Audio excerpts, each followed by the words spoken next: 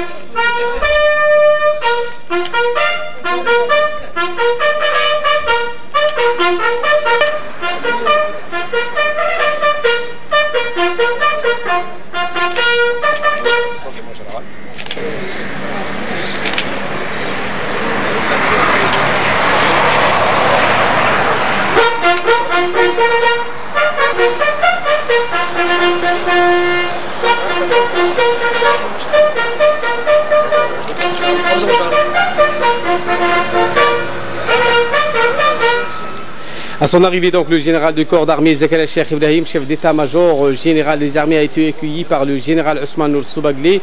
Par la suite, donc, comme vous les voyez sur les images, le général Zakaria Cheikh Ibrahim a passé en revue les troupes d'honneur rassemblées à cette occasion. Eh bien, la cérémonie de remise de nouveaux grades aux officiers présents a débuté par donc la lecture d'un verset du Saint-Coran. Cette cérémonie de remise de grade, donc la troisième du genre, a eu lieu ce matin à l'hôtel des armées, donc plus connu sous le nom de feu le colonel Hassan Bassouma Hassan, placé donc aujourd'hui sous l'égide du chef de corps d'armée Zakaria Cheikh Ibrahim, chef d'état-major général des armées. Eh bien, au total, 45 officiers issus des différentes composantes terre, air, mer de l'armée ont bénéficié de ce nouveau grade, passant au grade supérieur.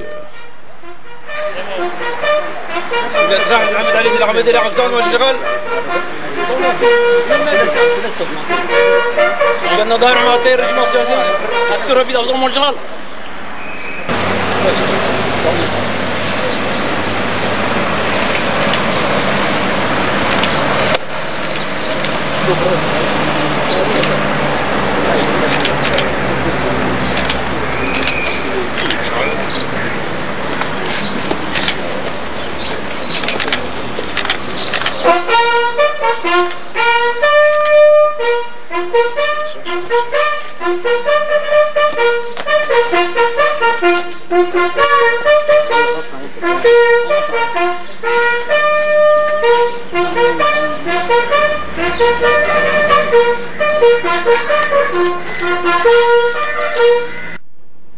Ensuite, donc, 45 officiers issus des différentes composantes, terre, air et mer de l'armée ont bénéficié d'une gratification passant donc au grade supérieur. Ces femmes et ces hommes ont été donc récompensés pour leur bravure, leur engagement et le courage dont ils ont fait preuve au quotidien dans l'exercice de leurs fonctions. Eh bien, le général de corps d'armée, Zakaria Cheikh Ibrahim, a effectué donc ces remises de grade aux côtés donc du général de division, le général de brigade, donc Ousmane Nour Soubagli. Le général Zakaria Cheikh Ibrahim donc a récompensé pour leur bravure ces femmes et ces hommes, pour leur engagement et le courage dont ils font preuve au quotidien et en fonction et en exercice de leurs fonctions. الكولونيل احمد حسن محمد كدروب لاندي ابو زقج من الغال كابتن حسن دعالي مجموعه بلاندي ابو زقج من الغال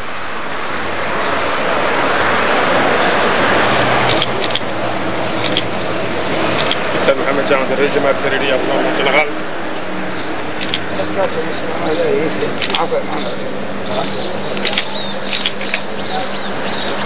كابتن ابدي فقط دسم افزغ من الغال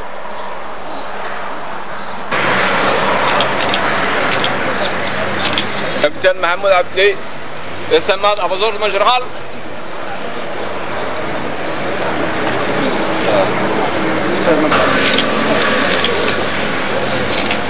lieutenant médecin Amina Ahmed Farad chez eux aux ordres mon cher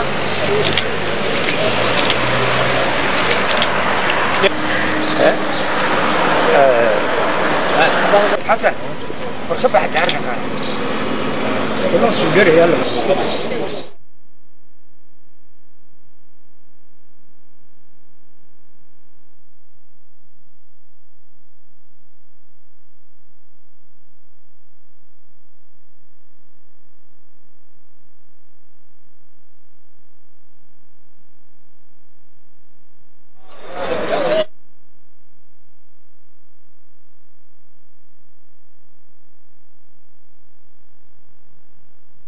Prenons la parole donc à cette occasion, le général de corps d'armée Zakaria Cheikh Ibrahim a félicité les officiers, femmes et hommes qui ont été promus donc au grade supérieur pour leur engagement et leur dévouement à bien servir la nation.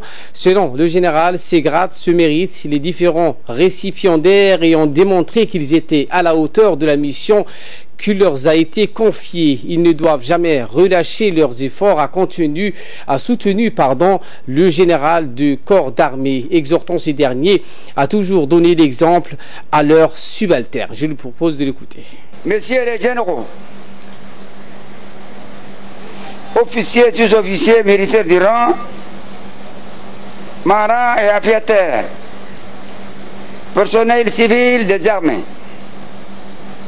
honorable invité, en application du tableau d'avancement 2017-2018, nous sommes appelés encore une fois de plus à la hauteur des officiers des armées Hassan Bassouma Hassan pour la remise des galons à la troisième rotation des officiers ici de la garnison de Djibouti, Sedarsa et Ouéa.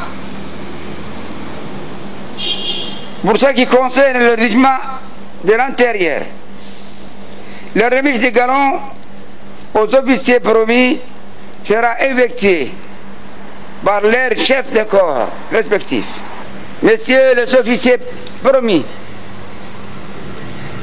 cette promotion vous est accordée aujourd'hui en récompense à vos efforts réalisés au cours de ces dernières années. C'est pourquoi je vous adresse toutes mes félicitations et en même temps vous encourage à améliorer davantage votre travail avant d'accomplir avec professionnalisme les missions qui nous sont dédiées. À chaque moment, redoublez vos efforts pour faire face aux défis que nous attendent dans le cadre de nos missions dans les pays ou à l'intérieur ou extérieur. En ce moment où nous préparons les festivités militaires et nationales du 6 juin et 27 juin, en période du mois de Ramadan, j'exige de chacun de vous, et en particulier les chefs de corps, commandants des formations et les directeurs de service, de prendre toutes les mesures qu'il faut sur le plan sécuritaire et opérationnel pour le bon déroulement de cet événement important. Aussi, pour votre attention, vous devez tous savoir que dans les jours à venir, nous serons amenés à accomplir plusieurs activités dans tous les domaines pour atteindre nos objectifs. Et je vous exhorte partout où vous êtes à faire bref de plus de nationalisme dans l'exécution de tous vos tâches. Je vous renouvelle ma confiance et je prie Allah de nous soutenir dans notre initiative au service de notre chère nation. Eh bien, l'ensemble des officiers de l'état-major et les récipiendaires et les chefs de corps ont ensuite partagé avec le chef de corps général Zakaria Cheikh Ibrahim un petit déjeuner offert donc à cette occasion. La troupe folklorique et artistique donc Harbi ayant animé cette petite réception entre hommes en uniforme, je vous propose de suivre ces mélodies.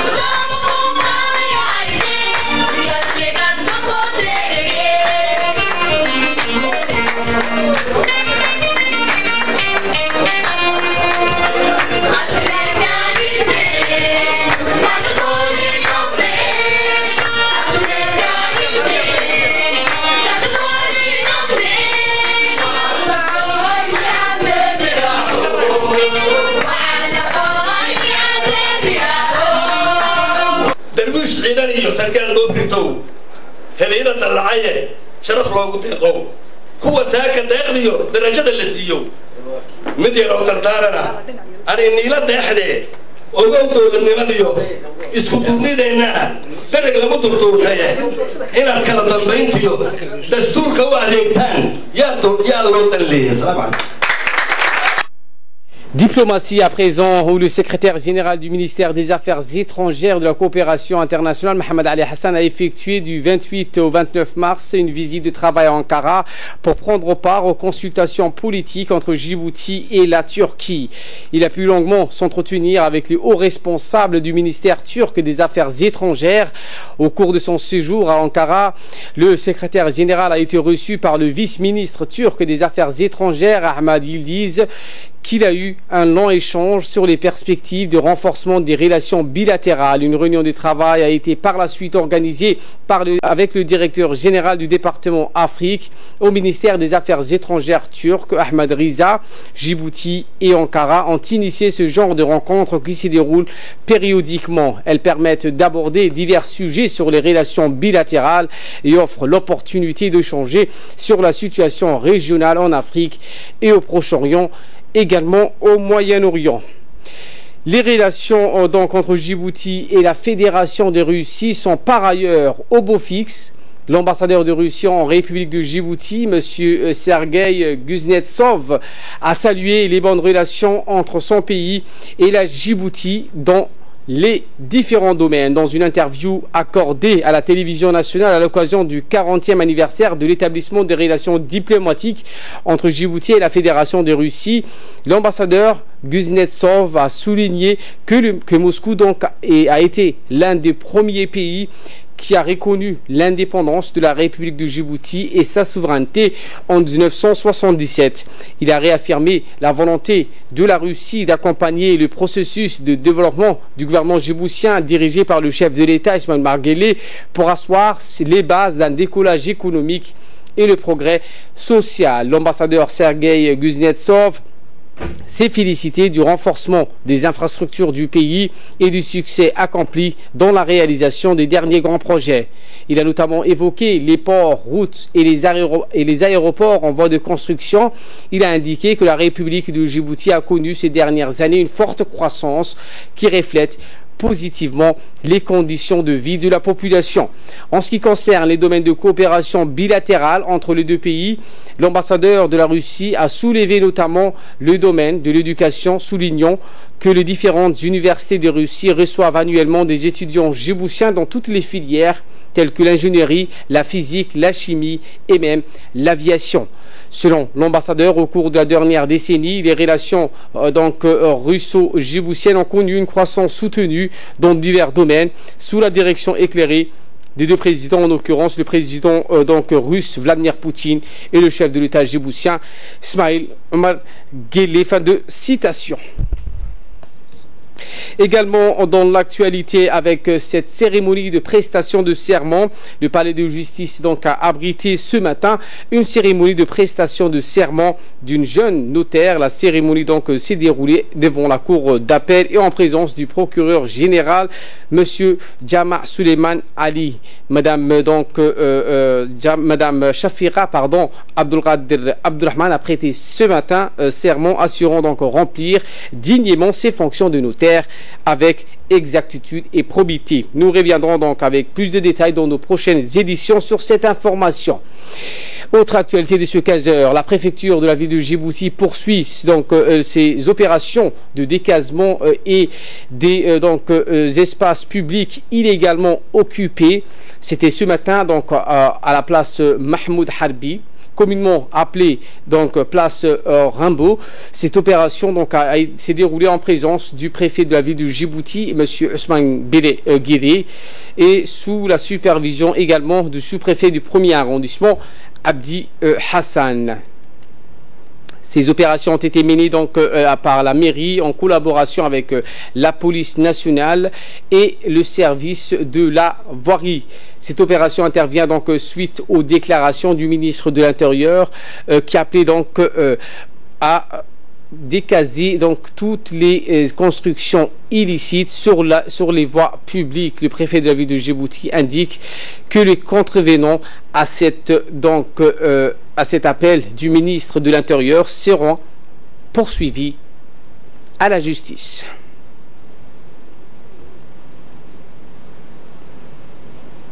De la ville de Djibouti démontre la détermination de l'État pour entreprendre de la manière la plus parfaite ces opérations. Ces opérations concernent en général tous les marchands ambulants qui se sont installés sur les rues et ruelles des quartiers populaires, les gargotes et toutes les activités commerciales exercées sur la voie publique. Tolérance zéro. C'est pour cette raison que nous avons entrepris ces opérations et qui vont se poursuivre jusqu'à presque un mois ou 2 mois pour éradiquer définitivement ces mauvaises pratiques.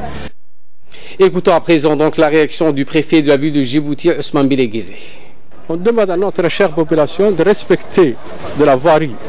C'est-à-dire la voie doit être libre. Il est destiné uniquement de la poteau d'électricité, celle de OBT, eau potable et l'assainissement. Toute construction est strictement interdite, quel que soit. Tout commerce doit être exercé dans un lieu égal. C'est-à-dire en propriété. C'est quelqu'un qui est propriété qui peut exercer ou de faire des commerces dans un local loué. Donc tout ce qui exerce sur la voie publique, elle sera poursuivie pénalement. Et toute construction illégale, on va la détruire et de l'amener à la voirie de la Douda. Donc on demande à notre chers citoyens de respecter la citoyenneté de la ville de Djibouti et la propriété. Donc on vous remercie, notre population, de respecter la voirie telle qu'il est. La voie doit être libre complètement. Toute construction illégale sera détruite. Passons à présent à ce qui fait la une de l'actualité à travers le monde avec Samatar Saïd. Bonjour Samatar. Bonjour Ali. Et nous commençons avec la guerre commerciale entre les États-Unis et la Chine qui prend beaucoup de dimensions et de grandes ampleurs. Après l'imposition par les États-Unis de nouvelles taxes douanières sur l'acier et l'aluminium, la Chine a répliqué en taxant 128 produits américains. Effectivement, Ali, la Chine a annoncé aujourd'hui des mesures de rétorsion contre les importations américaines en imposant des taxes à 128 produits d'une valeur de 3 milliards de dollars. Les nouvelles taxes chinoises imposées par la commission chargée des tarifs douanières au sein du Conseil d'État gouvernement portent sur des produits divers allant des fruits à la viande, des porcs, en passant par le vin. Pékin avait prévenu le mois dernier qu'il envisageait l'imposition des taxes en réplique aux taxes américaines sur l'acier, l'aluminium. Donald Trump avait annoncé le 22 mars que les États-Unis imposeraient de nouvelles taxes sur quelques 60 milliards de dollars d'importations chinoises. Une nouvelle fois, secouer le marché financier et avait laissé craindre une guerre commerciale entre les deux géants économiques. Eh bien, la Chine a demandé également, donc jeudi, aux États-Unis de ne pas ouvrir la boîte de Pandore pour ne pas déclencher une montée des pratiques protectionnistes dans le monde entier. Effectivement, dans un communiqué publié aujourd'hui, le ministère chinois des Commerces accuse les États-Unis d'avoir gravement enfreint les principes de non-discrimination inscrits dans les réglementations de l'OMC, l'Organisation mondiale du commerce, et a porté l'atteinte aux intérêts de la Chine. Les différends entre les deux premières puissances économiques de la planète doivent être résolues par le dialogue et les négociations, bien sûr.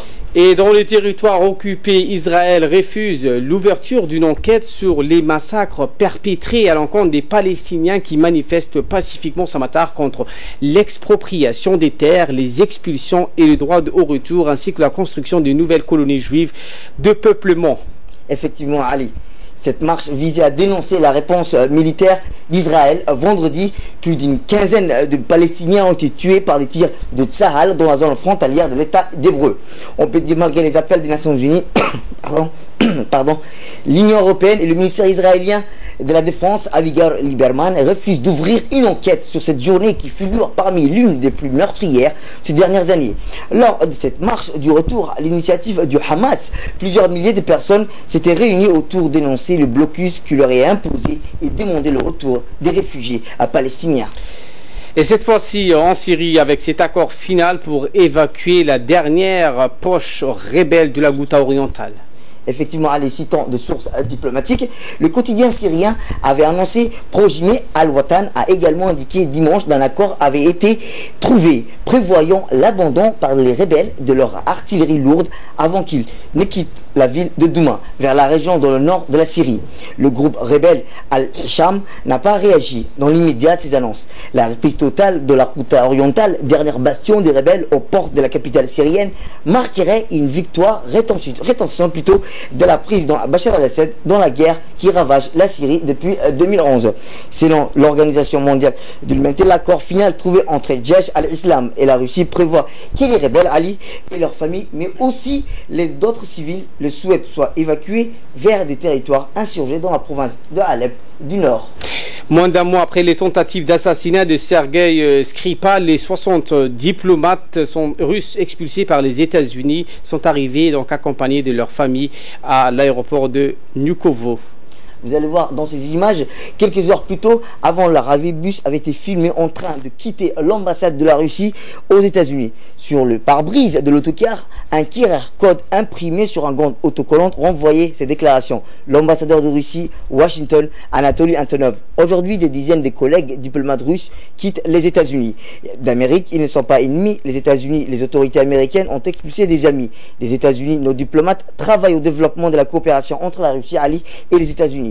La Russie a réciproquement annoncé l'expulsion de 60 diplomates américains et la fermeture du consulat des États-Unis à Saint-Pétersbourg.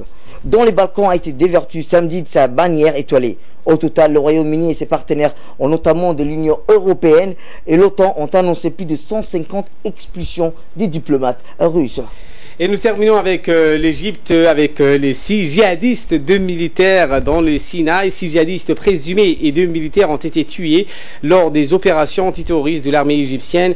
C'était la semaine dernière et dans le Sinaï. Effectivement, Ali, l'Égypte a lancé, rappelons-le, le 9 février dernier, une vaste campagne militaire anti-djihadiste, notamment dans le Sinaï, théâtre d'une insurrection de la branche égyptienne du groupe d'État islamique. 6 djihadistes ont été tués dans l'un d'un échange de tir dans le nord du Sinaï, l'autre d'un raid contre une cellule terroriste très dangereuse, a précisé le porte-parole de l'armée, Tamer al-Raf'i, dans un communiqué.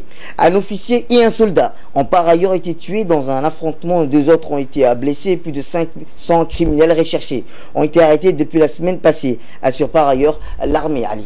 Merci Samatar pour ces explications et merci à vous de nous avoir suivis. Très bonne suite du programme sur Télé Djibouti.